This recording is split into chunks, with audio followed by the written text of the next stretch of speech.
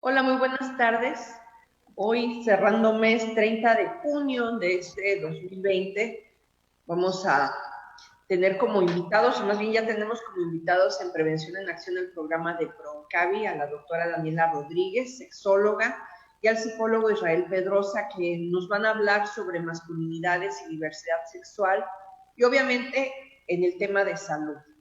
Y bueno, para iniciar, muy buenas tardes, ¿cómo están, Dani, Israel? Hola, muy buenas tardes.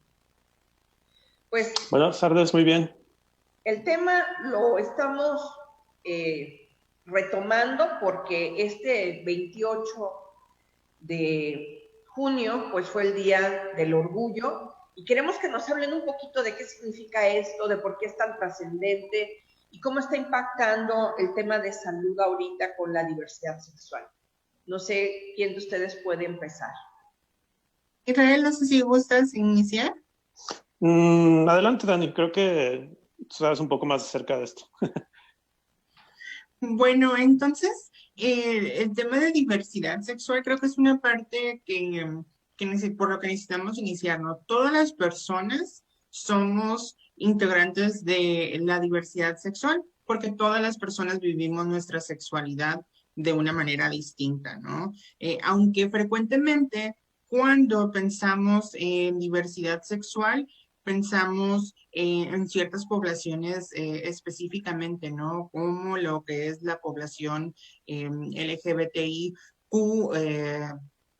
en algunas ocasiones agregamos la H de heterosexual o LGBTIQ plus, ¿no? Para poder describir todas las experiencias de vida que tenemos en el mundo, ¿no? ¿Y por qué es relevante? Bueno, porque se conmemora todas estas luchas sociales que se han dado, ¿no? Para poder reconocer los derechos de todas las personas y, y también para recordar lo que no se ha logrado, ¿no? Aunque tenemos muchos avances en este 2020, todavía tenemos mucho camino por recorrer en lo que respecta a los derechos humanos de la población denominada diversidad sexual. Y en el tema de masculinidades, ¿cómo lo podemos enfocar hablando de diversidad, Israel? Bueno, yo lo que puedo agregar a lo que dice Daniela y respecto a tu pregunta, yo creo que en esta cuestión de cómo todavía hay derechos por los que se quiere luchar y los por los que se sigue trabajando tanto personal como institucionalmente, yo creo que en lo que respecta a los hombres tiene que ver con el machismo, ¿no? Que sigue siendo un atentado hacia esta diversidad, porque el machismo considera que pues lo único que debe de existir es hombre y mujer y masculino y femenino. Y pues en las cuestiones de la diversidad sexual, pues no nada más vemos esa dicotomía, no vemos otras expresiones, vemos otras personalidades, otras identidades. Y pues cuando hablamos de que en la masculinidad no se aceptan este tipo de expresiones, pues luego lo que sucede es que tenemos estas acciones agresivas y violentas por las que efectivamente el Día del Orgullo trata evidenciar, ¿no? Como decir, aquí estamos y seguimos y pues aunque quieran detenernos, pues somos parte de las personas, somos parte de la humanidad y lo hemos sido y lo vamos a hacer y pues el machismo no tiene por qué pararnos. Sí, podemos parar ese machismo. Y en este contexto, pues si hablamos también de masculinidades, hablamos de una gran diversidad del concepto de ser hombre, ¿no?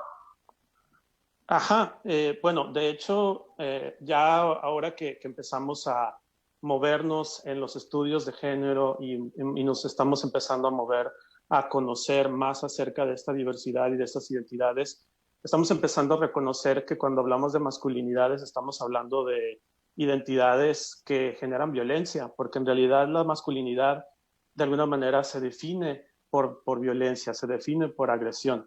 Y sí, en algún momento utilizábamos estos conceptos de hablar de masculinidades en plural para, ¿cómo se dice? Como evidenciar estas diferentes maneras de ser hombre.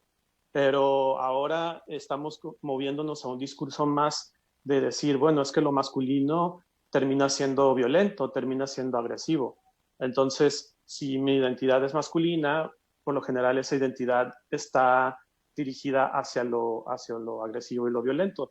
Pero bueno, algunas personas siguen hablando de masculinidades como una manera de poner un concepto que ponga en evidencia que hay diferentes maneras de ser hombre, no esta manera tradicional y machista que pues incluso señala a la diversidad sexual como algo malo, ¿no? Por ponerle un adjetivo. Y en el caso de las mujeres, ¿se pueden ver patrones de masculinización sin necesidad de cambiar de identidad? O sea, acciones, conductas, pensamientos que hablen de una masculinización, hablando sobre todo a nivel de competencias laborales, profesionales. Bueno, ahí lo que puedo agregar es que lo que pasa es con la masculinidad y con la feminidad, en estas identidades o estos conceptos, pues hay que entender que todo esto está construido históricamente y culturalmente y está muy validado por lo tradicional.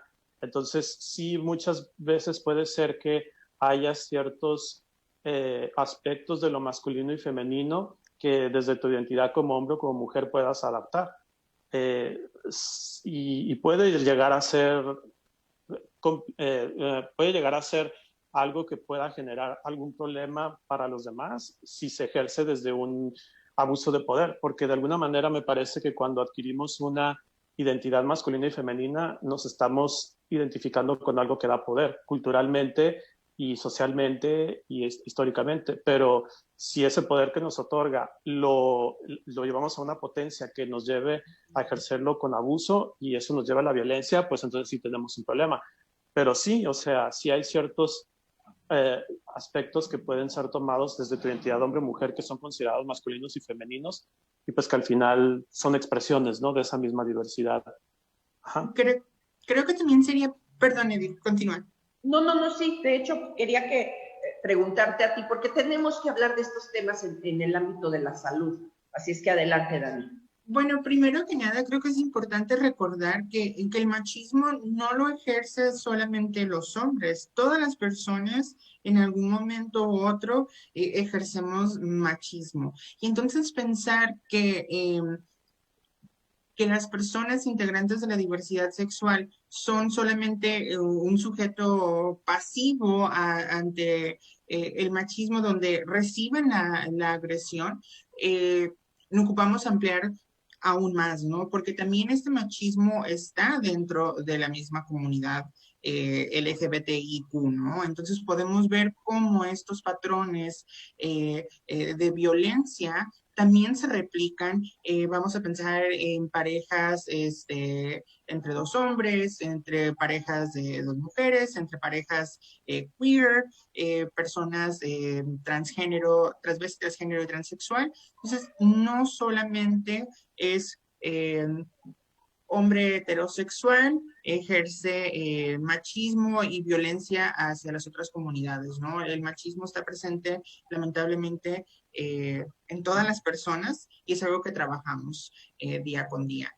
Y específicamente la relación entre por qué es importante hablar de diversidad sexual, por qué es importante hablar de temas de estudios de género y la salud, pues tiene muchísimo que ver, ¿no? Podemos pensar en, y lo hemos mencionado en visitas anteriores que he tenido a Proncavi, ¿no? Pero el necesitar que tu pareja te autorice ir a consulta y a lo mejor no hacerte un papá Nicolau o no hacer tu mamograma por lo que va a decir las personas o porque me pueden regañar, ¿no? Por tener este tipo de estudios o también un hombre que no se puede hacer el estudio del tacto porque es algo que pues él pierde su masculinidad.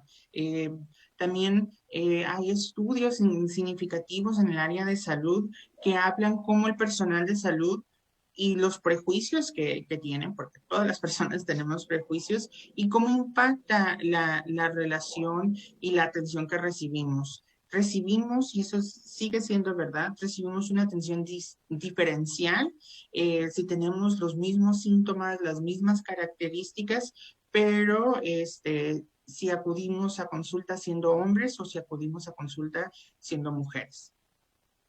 Y de hecho, bueno, de hecho hemos tenido muchos ejemplos al respecto de cómo en el tema, por ejemplo, de Proncavi, que es el oncológico, hay médicos que si las mujeres tienen cáncer de mama y no van acompañadas de la pareja masculina, pues no les quieren dar consulta y se los dicen. Si no viene acompañada de su hijo, de su marido o de un hombre, no le podemos explicar porque usted no va a entender.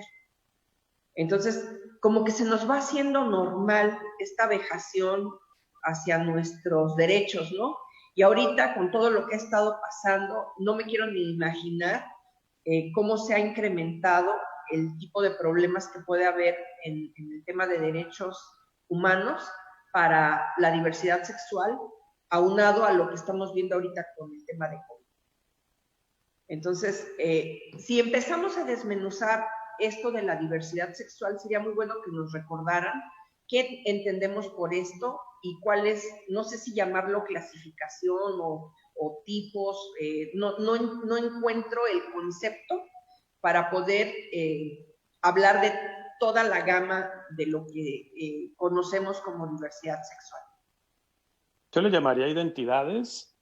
Me parece que es la manera en la que aprendemos también a expresarnos y cómo nos sentimos con nosotros mismos, con nosotras mismas, y cómo esta expresión interactúa con nuestras expresiones y qué resulta de esa interacción. Ajá, porque en el resultado de esa interacción, pues muchas veces está el aspecto afectivo y o sea, el de las emociones, los sentimientos, y el aspecto erótico, que tiene que ver pues con el deseo sexual y las expresiones sexuales. Es lo que yo puedo aportar. Uh-huh. Entonces, creo que también una forma muy sencilla de clasificar, por decirlo de alguna manera, existe una diferencia entre quién soy, quién me gusta y cómo le expreso al mundo quién soy, ¿no? Todas esas cuestiones relacionadas a mis expresiones de género, ¿no? Lo que considero masculino o la sociedad considera masculino, cómo muestro esta masculinidad o cómo muestro esta feminidad, una combinación de ambas o ninguna, ¿no? Entonces, haría como esta parte, ¿no? Podemos hablar de estas experiencias que describen quién soy, como pensando en una persona transgénero, transexual, o la respuesta de quién me gusta, una persona heterosexual, una persona bisexual, una persona homosexual, pero tenemos que se van sumando otras experiencias de vida a la descripción de estas letras, ¿no? En el cual podemos tomar en cuenta a las personas asexuales, personas que no sienten una atracción erótica o afectiva hacia ninguna persona, o bien pueden sentir una atracción afectiva, pero no erótica. Tenemos personas intersexuales, las personas que tienen lo que anteriormente conocíamos como hermafroditas, en el cual tenemos ciertas características o componentes del sexo biológico de un sexo y otros componentes del otro. Podemos hablar de muchas experiencias, muchas experiencias de vida, pero creo que al final de cuentas lo que tienen en común es de que históricamente se han visto vulneradas y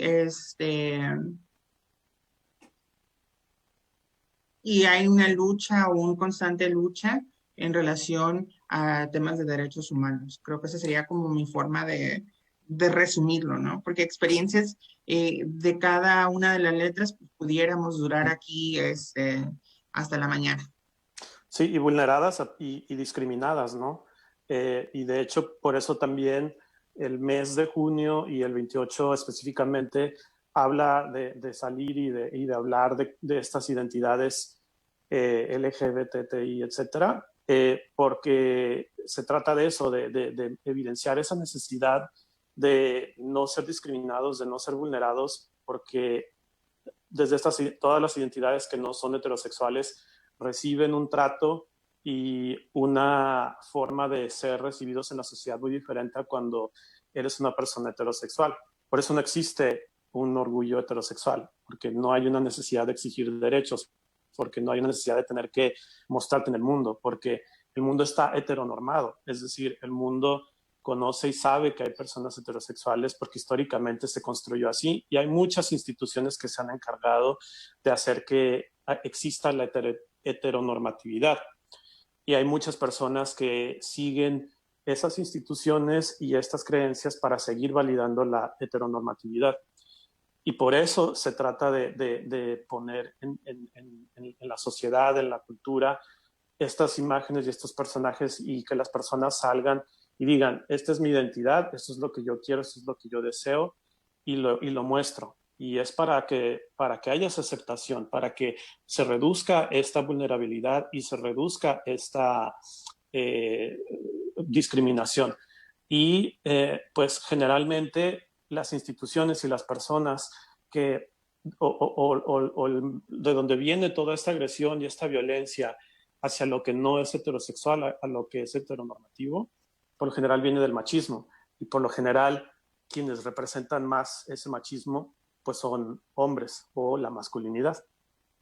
Pues vamos a ir a un corte. Estamos en Prevención en Acción, el programa de ProOncavi, Pro-Oncología y Calidad de Vida. Esta tarde platicando con la sexóloga Daniela Rodríguez y con el psicólogo Israel Pedrosa sobre masculinidades y diversidad sexual en el marco del Día Mundial del Orgullo, que fue el 28 hace 2 días. Y pues retomando este tema enfocado sobre todo a ver cómo anda la cuestión de los derechos en el tema de salud y la diversidad sexual. Continuamos.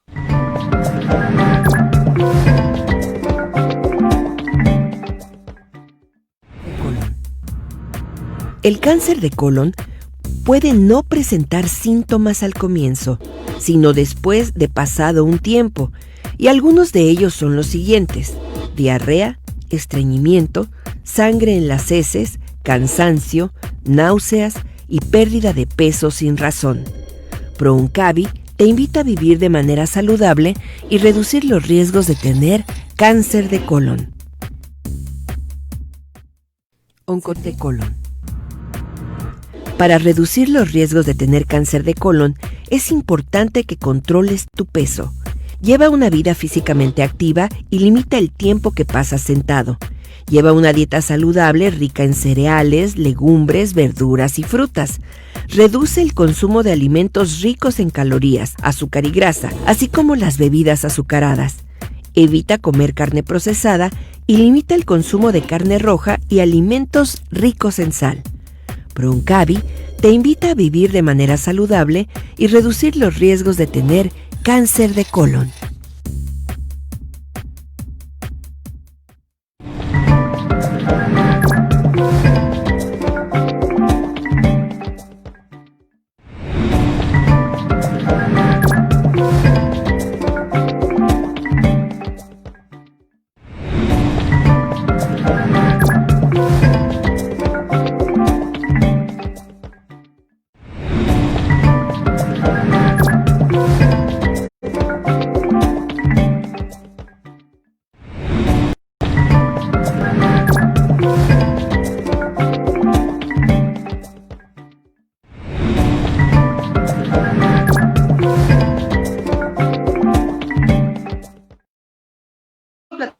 esta tarde en Prevención de Acción con la sexóloga Daniela Rodríguez y con el psicólogo Israel Pedraza, y estamos hablando sobre la diversidad sexual, sobre masculinidades, y bueno, enfocándonos al tema de derechos humanos.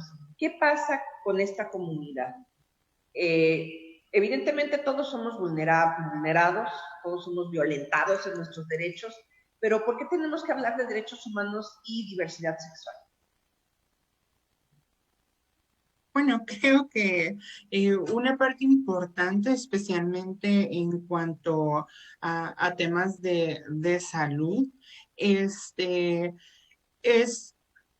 estadísticamente poco representativo de que alguien vaya a consulta y no quiera ser atendido simplemente por el hecho de ser hombre, ¿no? Sin embargo, sí tenemos una gran evidencia en el cual muchas personas no son atendidas, o si son atendidas no reciben una atención digna por simplemente el hecho de ser o no heterosexuales o no cisgénero, ¿no? Entonces, tiene un impacto directo. Y eso también lo podemos ver como un problema de salud pública, porque, bueno, les platico una breve anécdota, ¿no? Estaba dando un curso en conjunto con la Comisión Estatal de Derechos Humanos, y había un médico, y le digo, bueno, que si no se sienten cómodos con ustedes, pues no van a regresar. Y a lo que él me contesta, pues a mí qué me importa, ¿no? A mí en qué me afecta que no regresen. Entonces vamos a pensar ahorita con este tema que está al día, ¿no? La cuestión del COVID, sería el equivalente a decir, bueno, es que lo que le pase a la persona de un lado, a mí qué me importa, ¿no? En específico, podemos pensar en temas de infecciones de transmisión sexual, podemos pensar en temas de salud mental, podemos pensar en la sociedad en general, ¿no? Lo que afecta a una comunidad afecta a la sociedad en general. Y eso lo vemos de manera muy marcada, que la población LGBTI, Q y más, desconfía de las instituciones y particularmente desconfía de las instituciones de salud.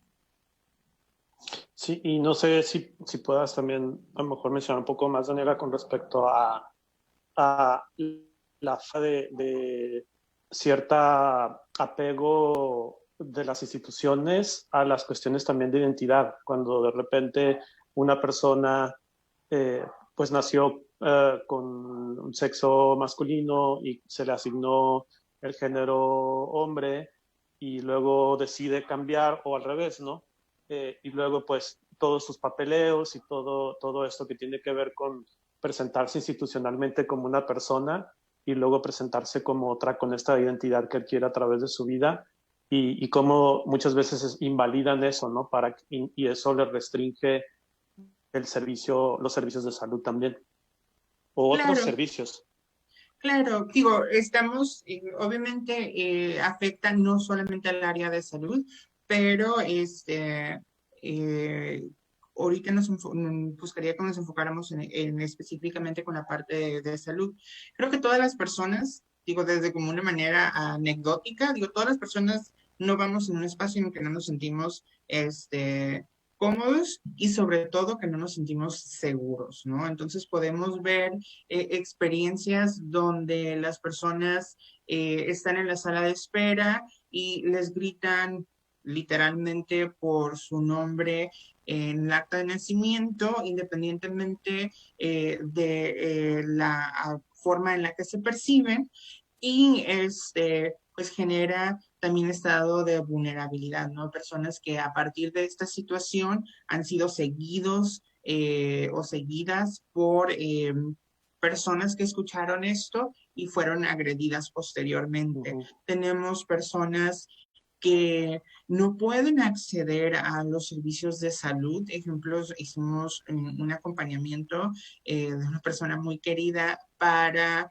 el poder cambiar su nombre en el Seguro Social. Entonces, ¿qué es lo que resultó? No podía cambiar su documentación en Seguro Social, entonces se le negaba el servicio al área de salud y también se le negaba el servicio en el área laboral, porque ¿quién va a poder conseguir un trabajo formal si no tienen un seguro social, ¿no? Y podemos ver, esto es como una pequeña parte de una problemática mucho más amplia. Y esto afecta la calidad de vida, ¿no? Si comparamos la expectativa de vida de la población en general en México, con con la expectativa de vida de una persona transgénero o transexual específicamente, pues vemos que se reduce significativamente.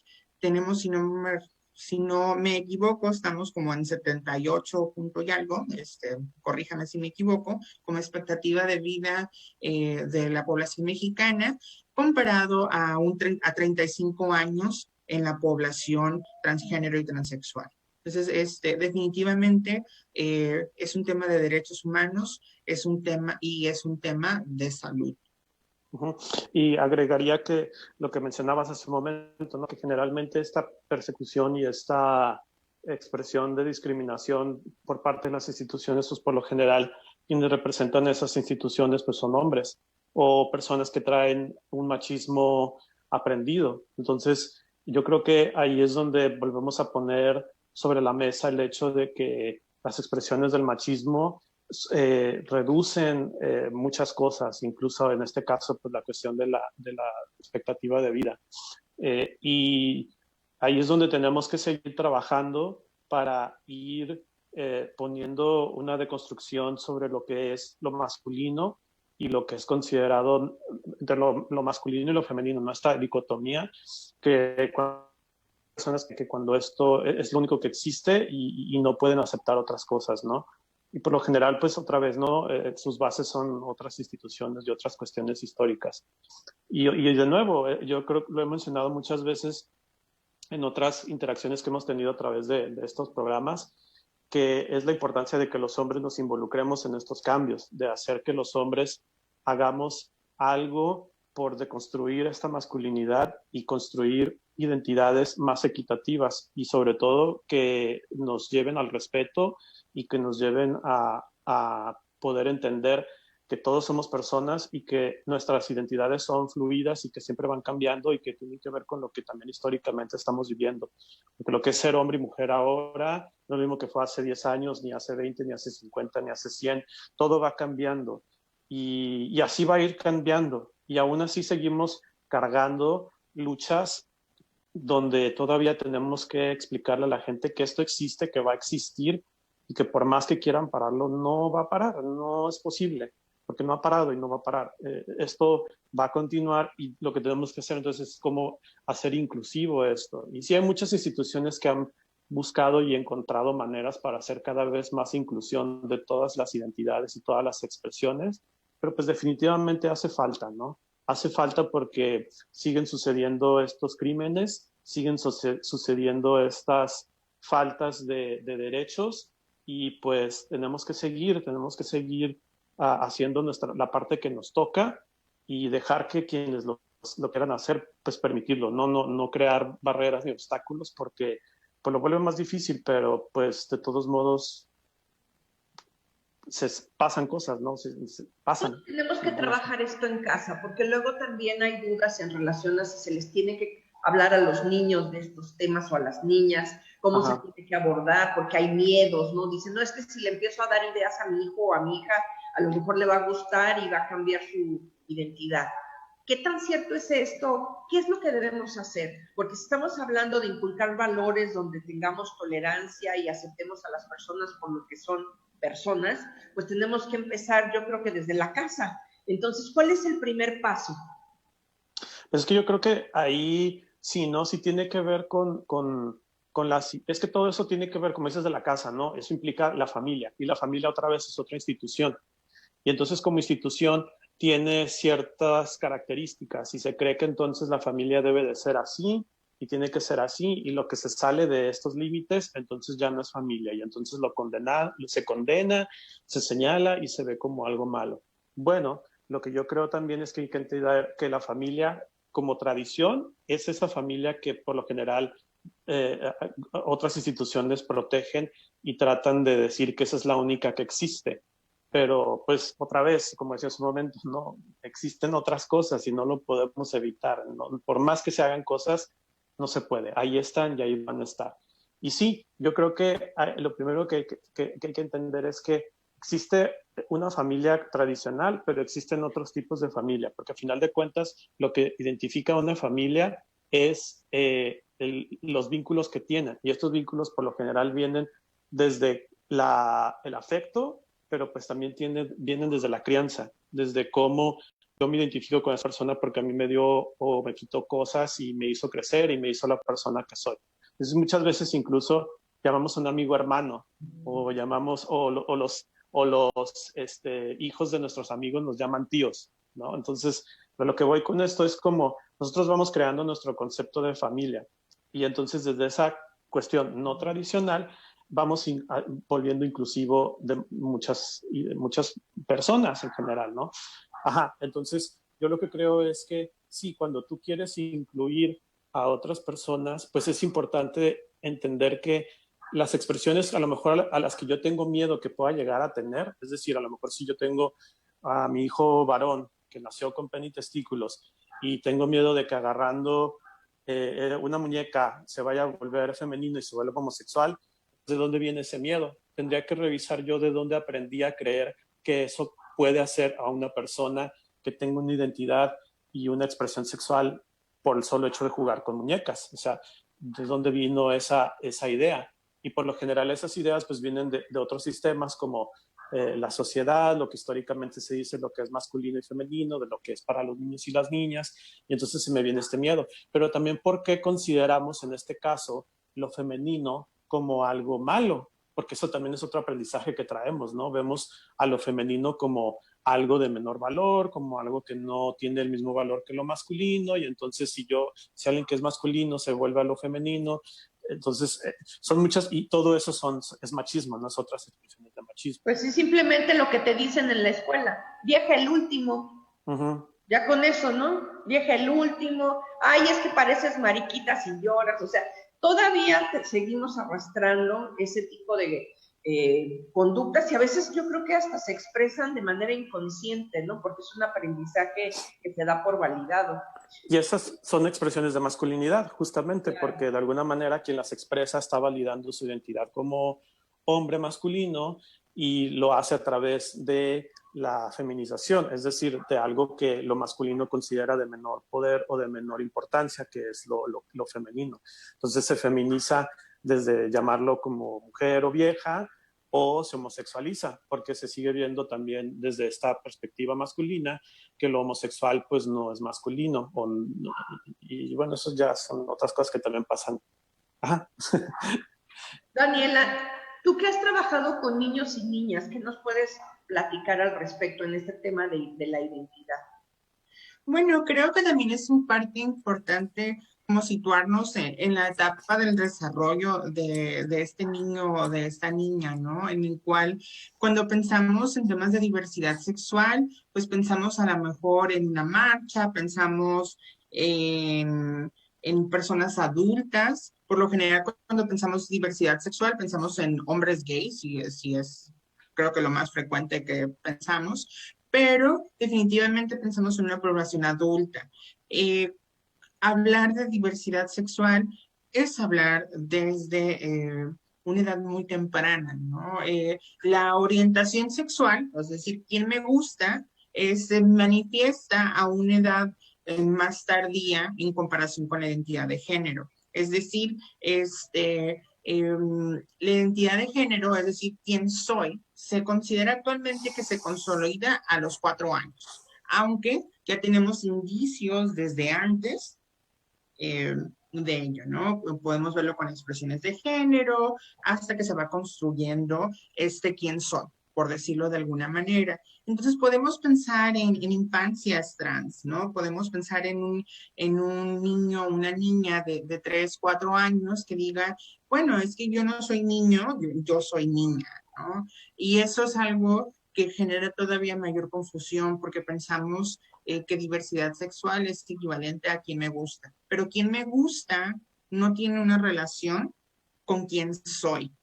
Y por lo tanto, si yo soy mujer, pues me pueden gustar los hombres, me pueden gustar ambos, me pueden gustar ninguno, pero frecuentemente como sociedad amalgamamos toda la información. A esta parte no soy como muy claro qué es, entonces todo lo voy a poner de manera conjunta. Entonces, no debería de ser una plática la que tuviéramos en cuanto a diversidad sexual, que nadie se sienta para explicarle a los niños que una persona, un hombre tiene una pareja mujer, simplemente, esta es su novia, esta es su esposa, o quien sea, ¿no? Entonces, debería de ser la misma situación, independientemente si su pareja es hombre o mujer.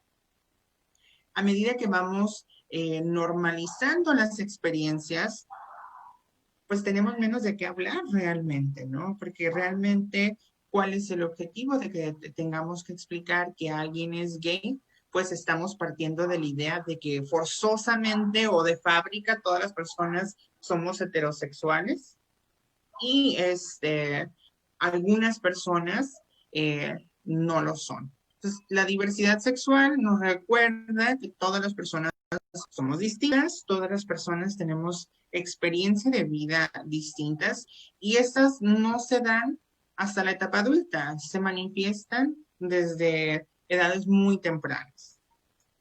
Muy bien, pues vamos a otra pausa. Estamos en Prevención en Acción, el programa de Prooncología y Calidad de Vida de Proncal.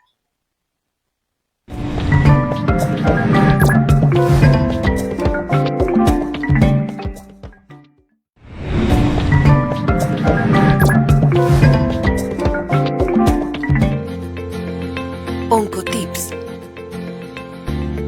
Modifica tu dieta. Hay algunos estudios serios que indican que una dieta alta en grasas aumenta el riesgo de tener cáncer de próstata.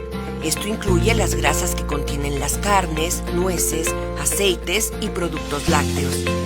Baja tu riesgo comprando carnes magras y productos lácteos bajos en grasa.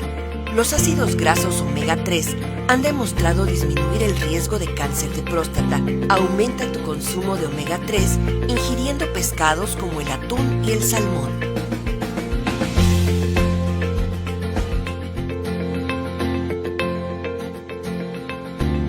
Hazte la prueba del PSA anualmente. Esta prueba es una herramienta importante para la detección del cáncer de próstata en etapas tempranas. Debes empezar a hacerte el PSA, antígeno prostático específico, anualmente a partir de los 50 años. Se opta a hacer esta prueba a partir de los 40 si tienes un familiar cercano con esta condición. Esta prueba se hace a través de una muestra de sangre.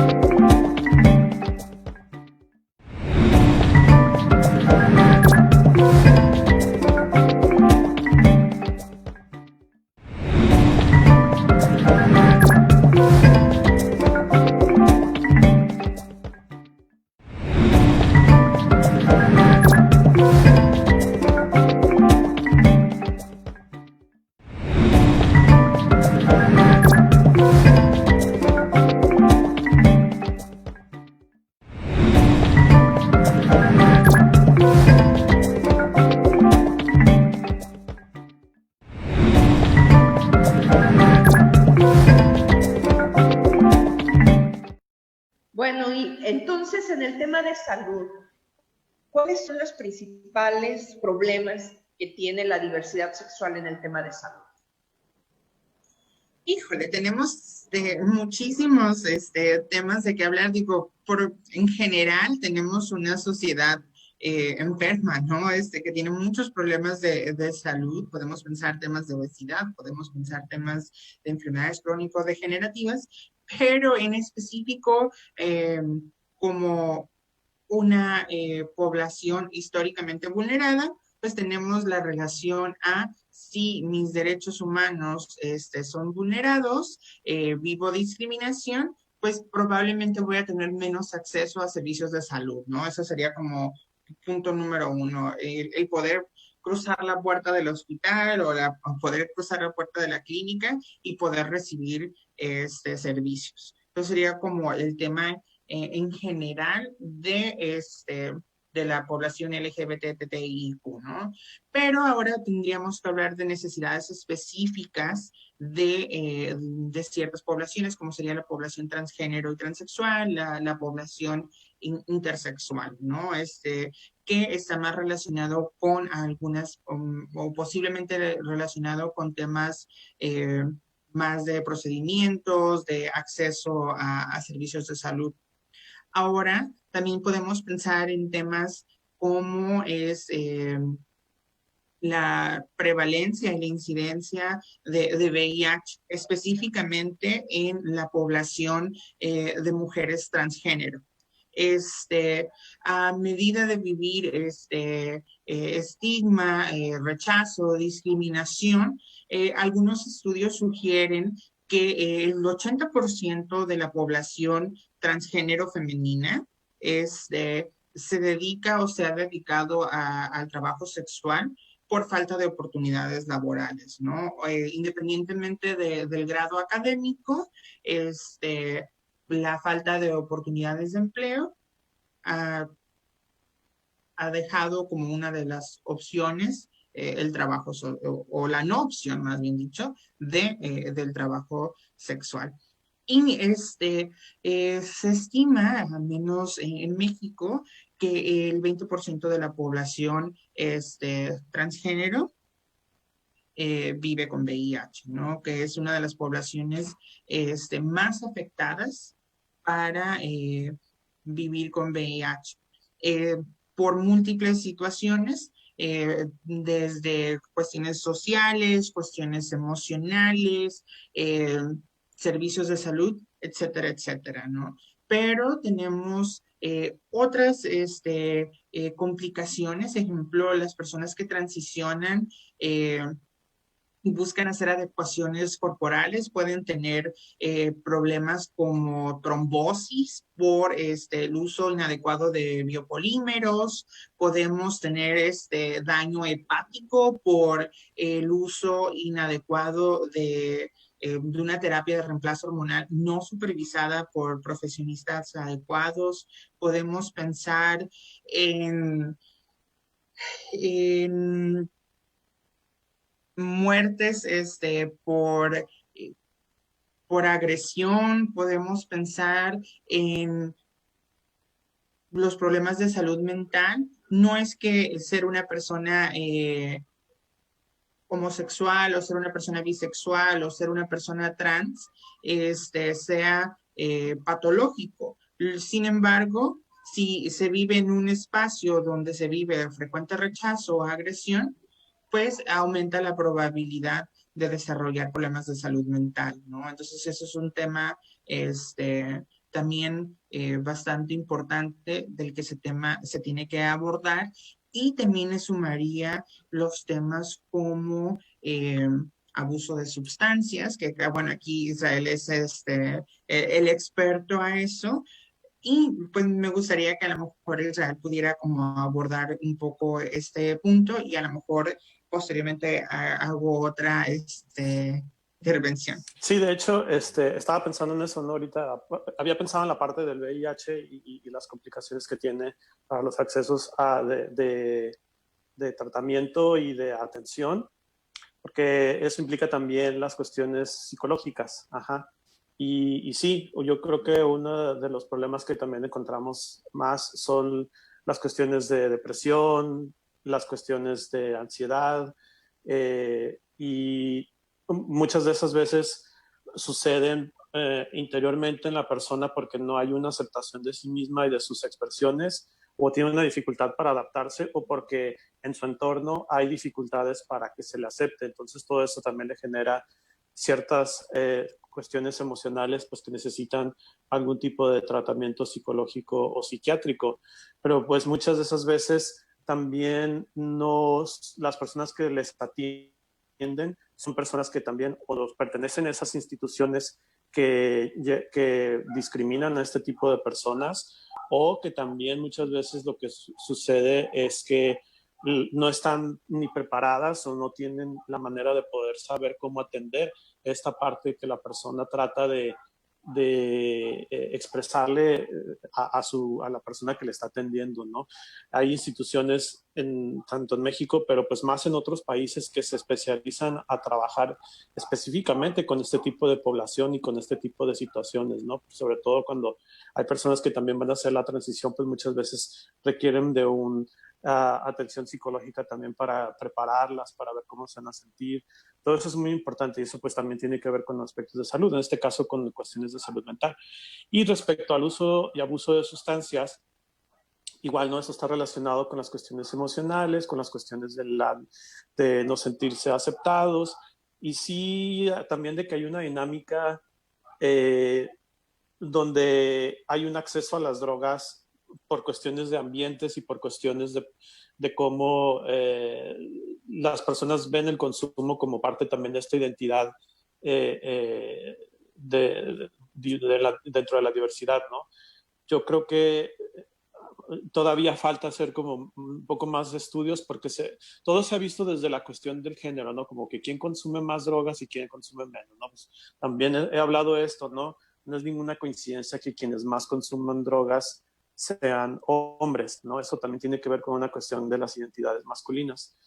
Pero creo que hace falta o profundizar más en las cuestiones de qué pasa en la población de la diversidad sexual, no heterosexual, que eso influye también para que haya un consumo y abuso de sustancias, y cómo se puede intervenir para poder hacer una atención más apropiada. Pero en este caso, pues igual existen programas como que yo trabajo, donde pues sí se consideran los factores de riesgo como los factores emocionales, y pues se trabaja sobre eso, ¿no? Porque sí nos han llegado jóvenes que han empezado a experimentar o tienen conductas de riesgo al consumo y abuso porque no hay una aceptación por parte de su familia, por parte de los amigos, porque han tenido algún tipo de acoso en la escuela.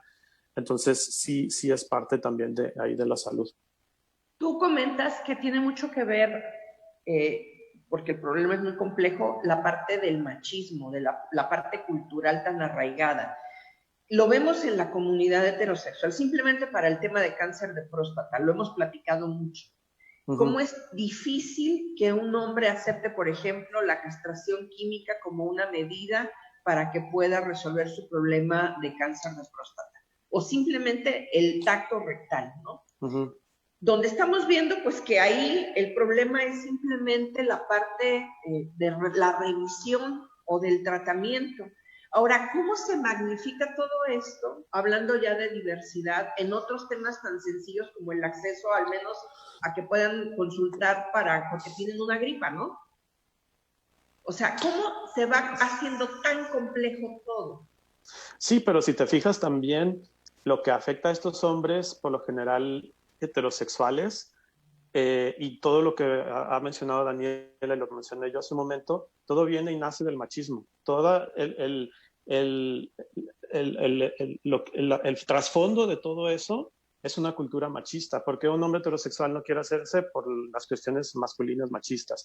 ¿Por qué existen estas cuestiones de abuso y uso de sustancias? Por cuestiones machistas de que no los permiten ser.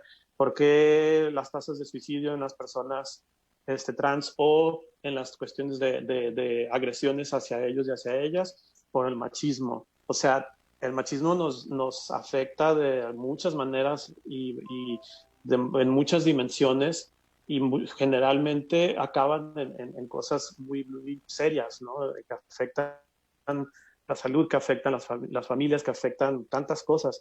Y yo creo que eso es lo importante de hablar acerca de cómo estas expresiones tradicionales de lo que es ser hombre y mujer y estas creencias que tenemos arraigadas están matando y están dejando que otras personas no se desarrollen apropiadamente.